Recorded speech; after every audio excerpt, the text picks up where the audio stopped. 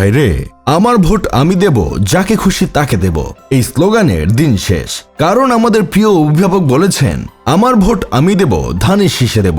আমার ভোট আমি দিব, ধানের শীষে দেব। আপনি যদি প্রিয় অভিভাবকের কথা না শুনে ধানের শীষে ভোট না দিয়ে নিজের ইচ্ছা মতো ভোট দেন, তাহলে কিন্তু আপনার হাতে সুদানের ভিসা ধরিয়ে দিয়ে লাথি মেরে দেশ থেকে বের করে দেওয়া হবে।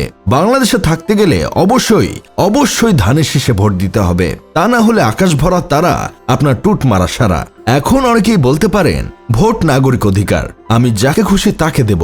দেখেন ভাই, আগের দিন বাঘে খাইছে, এইসব বলে কোনো লাভ নেই। এখন প্রিয় অভিভাবক যা বলবেন আপনাদের তা শুনতে হবে। ফর্মে থাকা দলের প্রিয় অভিভাবকরা যদি বলেন মিয়া খলিফা এখনো ভার্জিন, তাকে কোনো পুরুষ স্পর্শ করেনি, আপনাদের সেটাই মানতে হবে। অতীতে যে ভিডিও দেখেছেন সব ভুলে যান, এগুলো এআই দিয়ে বানানো। প্রিয় অভিভাবকরা যদি বলেন হিরো আলম সর্বকালের শ্রেষ্ঠ নায়ক, আপনার সেটাই মানতে হবে। এখন হিরো আলমের মুভি দেখে আপনার কিডনিতে ব্যথা হোক কিংবা বমি হোক, সেটা অভিভাবকদের দেখার টাইম নাই। ফর্মে থাকা দলের আরেক প্রিয় অভিভাবক বলেছেন, ধানের শীষে ভোট না দিয়ে কেউ যদি অন্য কোথাও ভোট দেয়, তাহলে সে নাকি সুস্থ অবস্থায় বাড়ি ফিরতে পারবে না। একদম সঠিক বলেছেন প্রিয় অভিভাবক। বাংলাদেশে থাকবে অথচ ধানের শীষে ভোট দিবে না, কত বড় সাহস! একদম কুত্তামার মেরে তক্তা বানিয়ে দেবেন। ধান থেকে হয় চাল, চাল থেকে হয় ভাত, সেই ভাত খেয়ে ধানের শীষে ভোট না দিয়ে অন্য কোথাও ভোট দেবেন, এটা কখনোই হতে পারে না। তবে যাই বলেন, এইখানেও একটা কিন্তু আছে।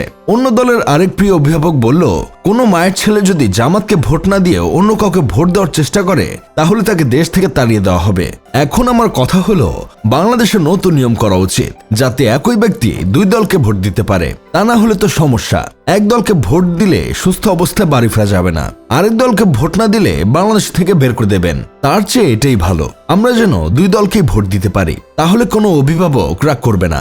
আর এটা যদি সম্ভব না হয়, তাহলে আমার মতো সাধারণ জনগণদের নিতম্বে লাথি মেরে ইউরোপের কোনো দেশে পাঠিয়ে দিন। এতে আমরা একটুও রাগ করব না, বরং আমরা দুই হাত তুলে আল্লাহর কাছে আপনার জন্য দোয়া করব।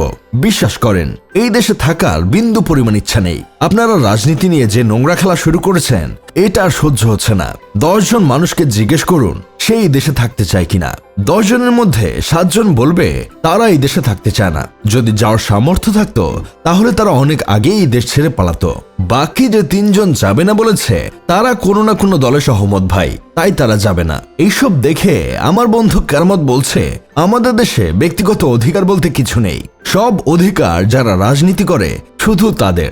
আমরা সাধারণ মানুষ হলাম তাদের হাতের কাঠের পুতুল। প্রিয় অভিভাবকরা যেভাবে বলবেন আমাদের সেভাবে নাচতে হবে। যদি বলে নোরা ফাতিহির মতো নাচতে হবে, আমাদের নোরা ফাতিহির মতোই নাচতে হবে। যদি বলে নাসরিনের মতো নাচতে হবে, তখন নাসরিনের মতোই নাচতে হবে।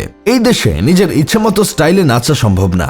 যাই হোক, শেষমেশ আমি গোলাম হোসেন একটা কাজের কথা কই। জন্মের পর থেকে দেখছি এই দেশের রাজনীতি মানেই হলো পেট নীতি। সবাই নিজের পেট ভরানোর ধান্দায় থাকে। দেশের সাধারণ মানুষের পেট ভরল কিনা তা নিয়ে তাদের মাথা ব্যথা নেই। কি পরিমাণ কপাল পোড়া হলে এই দেশে জন্ম নিতে হয় একবার ভেবে দেখেন।